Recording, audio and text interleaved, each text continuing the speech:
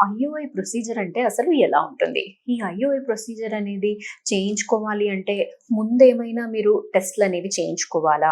And in case ఈ procedure అనేది plan చేస్తున్నారంటే ఏమైనా ఆ మంత్‌లో పర్టిక్యులర్ ప్లానింగ్ ఏమన్నా చేయాలా? ఇలాంటి విషయాల గురించి చాలామంది కపుల్స్‌కనేది డౌట్స్ ఉంటాయండి. ఆ విషయాల గురించి మనం ఈరోజు మాట్లాడుకుందాము. హలో అండి. నేను doctor Maitreyi, fertility expert, Maitrisri fertility centre, Hyderabad. నార్మల్‌గా ఐయూఐ అనేది ఒక చాలా సింపుల్ ప్రొసీజర్. ఆఫీస్ ప్రొసీజర్ అంటే ఏంటి?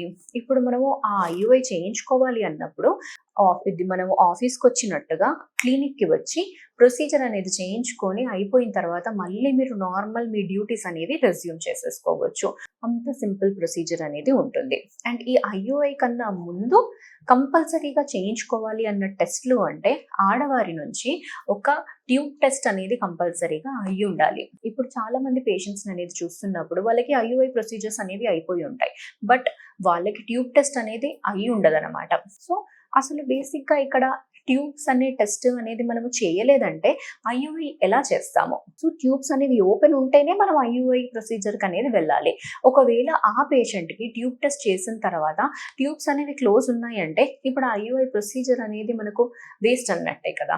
సో, అందుకు ట్యూబ్స్ అనేవి ఓపెన్ ఉండడం చాలా అవసరము. ట్యూబల్ పేటెన్సీ టెస్ట్ ఆడవారికి కంపల్సరీగా జరిగుండాలి. ట్యూబ్స్ ఓపెన్ ఉన్నాయంటేనే ఐయూఐ ప్రొసీజర్‌కి వెళ్ళాలి.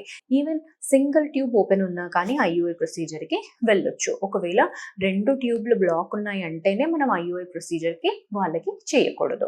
ఎందుకంటే దాంతోనే మనకు యూజ్ అనేది ఉండదు కాబట్టి. ఈ ఐయూఐ ప్రొసీజర్ అనేది ఎలా ఉంటుంది? ఐయూఐ ప్రొసీజర్ అంటే జనరల్‌గా ఇప్పుడు ఆడవారికి ఎగ్ డెవలప్‌మెంట్ అనేది ఎలా జరుగుతుందనేది ట్రాక్ చేస్తాం. అది విత్ ఆర్ వితౌట్ మెడికేషన్ ఏదైనా కానీ చేసుకోవచ్చు. కొందరు సింపుల్‌గా న్యాచురల్ సైకిల్‌లోనే చేసుకోవాలన్నట్టు అనుకుంటారు. That is natural cycle IUI.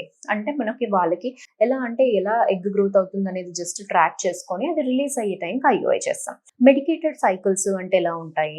ఇప్పుడు వాళ్ళకి ఎగ్ పెరగడానికి మెడిసిన్ అనేది పెడతాం. ఆ ఎగ్ ఎప్పుడు పెరుగుతుందనేది ట్రాక్ చేస్తాం.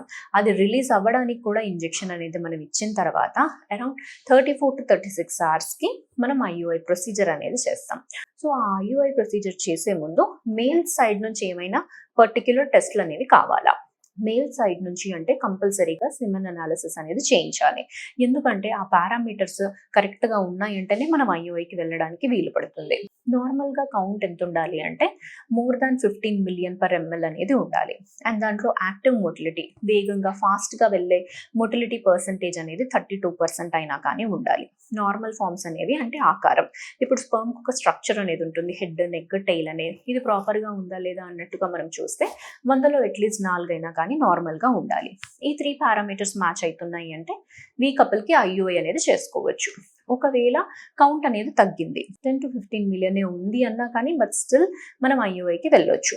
ఒకవేళ కౌంట్ అనేది మాత్రం 10 మిలియన్ కన్నా తక్కువగా ఉంది అంటే ఈ కపుల్‌కి ఐయూఐ చేయడం అనేది అంత ఐడియల్ కాదు అని అర్థం అన్నమాట. కొందరికి ఎలా ఉంటుంది అంటే సెమెన్ అనాలిసిస్ చేసినప్పుడు కౌంట్ చాలా బాగుంటుంది. నార్మల్ పారామీటర్స్ కన్నా కూడా ఎక్కువగా ఉంటుంది. బట్ మొటిలిటీ విషయానికి మనం వచ్చేస్తే మొటిలిటీ 0 ఉండొచ్చు. అలాంటి కపుల్‌కి మాత్రము మనము ఐయూఐ చేయడానికి కుదరదు. ఎందుకు అంటే ఇప్పుడు ఐయూఐ చేసినా కానీ మనం శాంపిల్ ప్రాసెస్ చేసి ఆ వీర్య కణాలనేది మనం గర్భసంచి లోపల వరకు వదిలిపెడతాం.